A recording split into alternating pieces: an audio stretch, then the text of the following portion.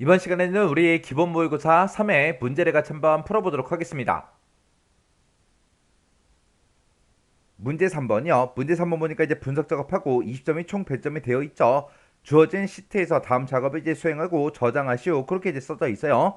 자, 지금 여기 보게 되면 이제 1번, 2번, 3번 세 문제가 나왔습니다. 우리 1번 문제가 이제 정렬 기능, 그거 이제 이용하는 그 문제가 나왔고요. 2번 문제가 이제 피벗 테이블을 작성하는 그 문제가 나왔고, 3번 문제가 이제 목표값 찾기 그 문제가 나왔습니다. 자, 이 세 문제를 우리 엑셀을 통해서 같이 한번 문제 풀어보자고요.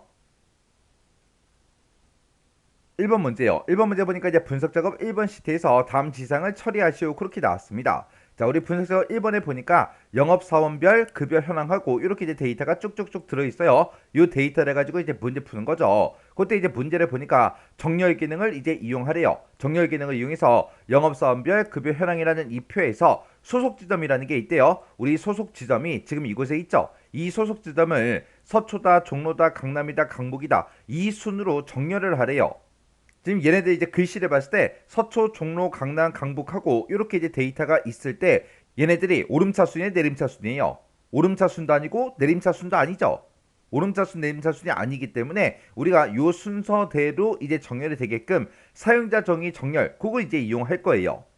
그렇게 해서 우리가 이제 소속 지점을 가지고 이제 정렬을 하는데 그때 만약에 동일한 소속 지점이 있을 때는 직급이요. 직급에 보게 되면 지금처럼 직급이 여기 있는데 여기 보면 지금처럼 셀에 색깔이 들어가 있는 것도 있고 색깔이 안 들어간 것도 있죠.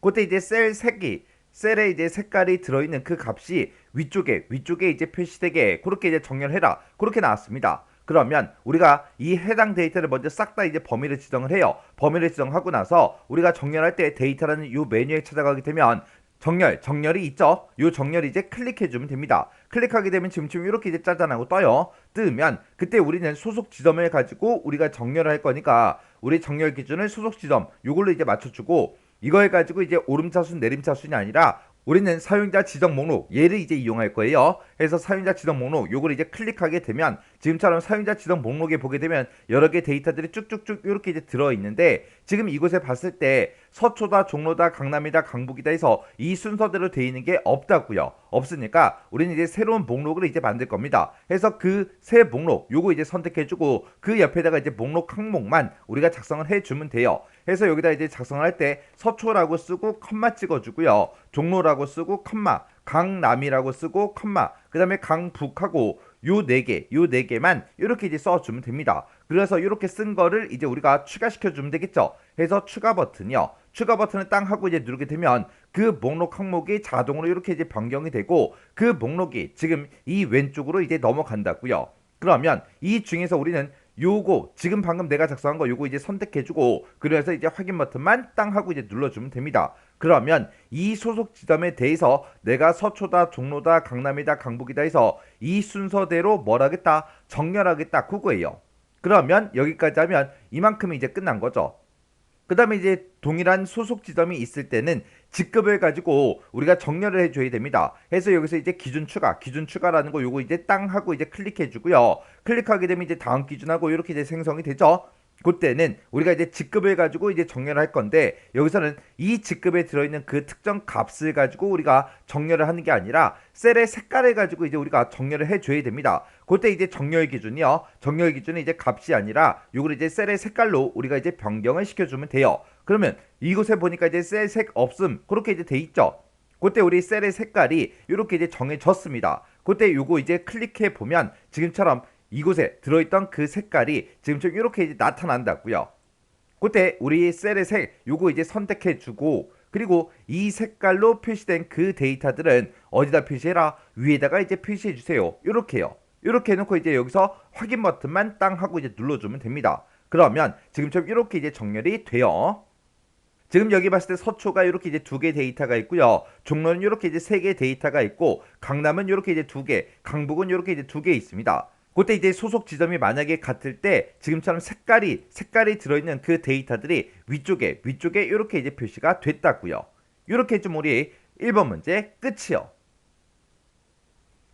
2번 문제요. 2번 문제 보니까 이제 분석 작업 2번 시트에서 하래요. 분석 작업 2번 시트에 보니까 지금 좀 이런 이제 데이터가 쭉쭉쭉 들어있죠. 이 데이터를 가지고 다음 지상을 처리하시오. 그렇게 이제 문제가 나왔습니다. 자, 지금 여기 문제를 봤을 때 피벗 테이블 이 기능을 이용해서 8월 컴퓨터 PC 판매 현황 이 표를 가지고 성명은 이제 필터에다가 그리고 사원 코드는 행에다가 그리고 소속팀은 이제 열로 그렇게 이제 처리를 하고 그리고 이제 값에는 이익금의 평균 값을 이제 계산해라 그렇게 나왔습니다. 그때 이제 피벗 테이블 보고서는 동일한 시트 A의 17번 셀에서 시작하시오 그렇게 나왔죠.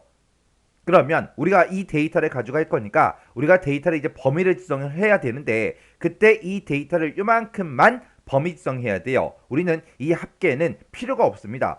이 데이터를 가지고 우리가 피벗 테이블 보고서를 만들겠다라고 해서 지금 요만큼 이제 범위를 지정하고 우리가 이제 피벗 테이블로 들어가 줘야 돼요. 그래서 요만큼 이제 범위 지정해 놓고 우리가 이제 피벗 테이블을 우리가 엑셀에다가 집어넣을 거니까 우리가 이제 삽입이라는 요 메뉴를 찾아가게 되면 맨 앞에 이제 표라고 있고요. 그곳에서 이제 피벗 테이블 요거 이제 찍어주면 되겠죠. 찍어주게 되면 지금처럼 이렇게 이제 피벗 테이블 만들게 하고 이렇게 짜잔하고 뜹니다. 그때 우리가 피벗 테이블 만들기 전에 지금 이만큼의 범위를 우리가 설정하고 들어왔기 때문에 지금처럼 표 또는 범위 선택해서 이렇게 이제 자동으로 들어가는 겁니다. 그때 이제 피벗 테이블 보고서 넣을 위치를 이제 선택해라 그렇게 떴죠.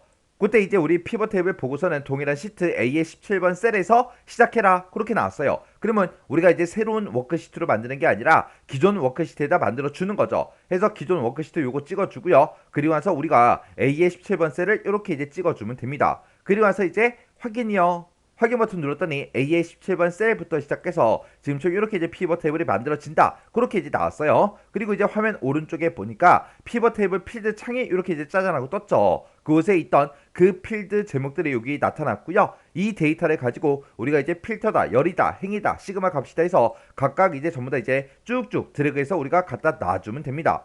그때 이제 문제를 읽어보면 성명이라는 건 필터에 갖다 놓으래요. 그래서 성명이라는 거 쭉 드래그해서 우리가 필터에다가 갖다 놔주면 되고요. 그리고 사원 코드는 이제 행에다 갖다 놓으래요. 그래서 우리 사원 코드라는 거 요거 쭉 드래그해서 행에다 갖다 놓고 그 다음에 이제 소속팀은 열로 이제 처리해라. 그럼 이제 소속팀이라는 거 요거 이제 선택해주고 쭉 드래그해서 우리가 이제 열에다가 갖다 놔주면 되겠죠. 그리고 값은 이익금을 이제 갖다 놓으래요. 그래서 이익금이라는 거 쭉 드래그해서 우리가 시그마 값에다가 갖다 놔주면 되겠죠. 이렇게 해서 우리가 갖다 놓게 되면 이익금에 대해서 이제 합계가 이제 계산이 됩니다. 근데 우리 문제에서는 이익금에 대해서 뭐를 계산해라? 평균을 계산해라. 그러면 지금 이곳에 써져 있는 이런 수치 값들이 우리 이익금의 합계겠죠. 이런 이익금의 합계 중에 아무거나 이제 하나 선택해 주고요. 마우스 오른쪽 버튼 누르고 우리가 이제 값 요약 기준에 들어가서 이거를 이제 평균 값으로 고쳐주세요 라고 해서 평균이라는 거 요거 이제 클릭만 해주면 되겠죠. 그랬더니 이렇게 이제 평균 값으로 변경이 됐습니다. 해서 제목도 이익금의 평균이다. 그렇게 이제 변경이 됐죠. 이렇게 해주면 지금 요만큼 이제 지상이 싹 다 이제 끝난 거예요. 그 다음 지시사항 보니까 이제 보고서 레이아웃은 개요 형식으로 지정해라 그렇게 나왔죠. 그러면 우리가 피벗 테이블이 작성되어 있는 곳 아무 셀이나 하나 선택해 주고요. 우리 맨 위에 보게 되면 피벗 테이블 도구라고 있습니다. 이곳에서 우리가 디자인으로 이제 이동해 주면 돼요. 이 디자인에 보게 되면 맨 앞에 이제 레이아웃이라는 그 그룹이 있습니다. 문제에서 보고서 레이아웃은 그러고 나왔죠. 그래서 우리가 보고서 레이아웃 이거를 이제 선택해 주면 돼요. 요거를 선택해서 문제에서 이제 개요 형식으로 지정해라 라고 했으니까 보고서 레이아웃 요거 찍어주고요. 개요 형식으로 표시해달라. 요것만 이제 클릭해주면 됩니다. 그러면 지금처럼 이렇게 이제 모양이 조금 바뀌었죠. 그 다음 지시사항 보니까 이익금 평균이요. 지금 이곳에 나와 있는 이 데이터들이 싹 다 이제 이익금 평균인데 얘는 표시 형식은 값필드 설정에 보게 되면 우리 셀 서식이라고 있대요. 그 셀 서식 대화 상자에서 숫자 범주를 이용해서 천 단위 구분교를 이제 붙이래요. 그러면 우리가 이 이익금이 들어있는 곳 아무 곳이나 한 칸 선택해주고요. 마우스 오른쪽 버튼 눌러주고 우리 값필드 설정으로 들어가면 돼요. 문제에서도 친절하게 값필드 설정에 그리고 나왔죠. 우리가 똑같이 이제 값필드 설정에 들어가주면 됩니다. 그래서 값필드 설정이라는 거 요거 이제 선택해주면 지금처럼 이렇게 이제 값필드 설정 대화 상자가 짜잔하고 떠요. 그때 이제 문제를 읽어보면 값필드 설정의 표시 형식하고 왼쪽 하단에 지금처럼 표시 형식이라는 이 단추가 있죠. 요거 이제 클릭해주면 됩니다. 클릭을 하게 되면 지금처럼 이렇게 이제 셀 서식 대화 상자가 짜잔하고 떠요. 해서 우리 표시 형식은 값필드 설정의 뭐를 이용해서 우리 셀 서식 대화 상자에서 셀 서식 대화 상자 떴죠. 여기서 이제 숫자 범주를 이용하래요. 해서 우리 범주 중에서 숫자라는 거 요거 이제 클릭해 주면 되겠죠. 얘를 이제 찍어서 우리 천 단위 구분기호를 붙이래요. 그럼 우리가 여기서 이제 천 단위 구분기호 요것만 이제 체크 표시해 주면 되겠죠. 그리고 나서 이제 우리 확인 버튼만 땅 하고 이제 눌러주면 됩니다. 그리고 나서 또 확인이요. 확인 버튼 눌렀더니 지금 이 평균값에 대해서 이제 천 단위 구분기호가 싹 다 이제 들어갔습니다. 그 다음 지시사항 보니까 영업 A팀 요것만 표시가 되도록 그렇게 이제 설정하래요. 자, 영업 A팀인지 뭔지 그거는 지금 우리 요 데이터를 보고 얘기하는 거죠. 여기 보게 되면 영업 A팀이다, 영업 B팀이다, 영업 C팀이다 하고 이렇게 이제 세 가지가 표시됐는데 문제에서는 영업 A팀만 표시해라 그렇게 나왔죠. 그럼 요게 이제 소속팀이니까 소속팀의 요 삼각형 요거 이제 클릭해 주고요. 클릭하게 되면 지금처럼 이렇게 이제 뜹니다. 그 중에서 영업 B팀, 영업 C팀 요거 이제 체크 해제를 지금처럼 이렇게 해주면 돼요. 그래서 영업 A팀에만 지금처럼 이렇게 이제 체크 표시가 되게 만들어주고 여기서 이제 확인 버튼만 땅 하고 이제 눌러주면 돼요. 그러면 영업 A팀에 그 데이터만 지금처럼 이렇게 이제 표시가 됐죠. 이렇게 해주면 이제 마지막 지시사항까지 다 처리해 줬습니다. 그래서 이렇게 해서 이제 우리 피벗 테이블을 이렇게 이제 작성하라고 그렇게 이제 문제가 나온 거예요. 그래서 이렇게 이제 피벗 테이블 문제가 나왔을 때는 우리가 찾아가는 메뉴가 여러 군데가 있어요. 이거 이제 헷갈리지 않게 여러분들이 정확하게 알고 계셔야 돼요. 이렇게 하면 이제 우리 2번 문제 끝이요.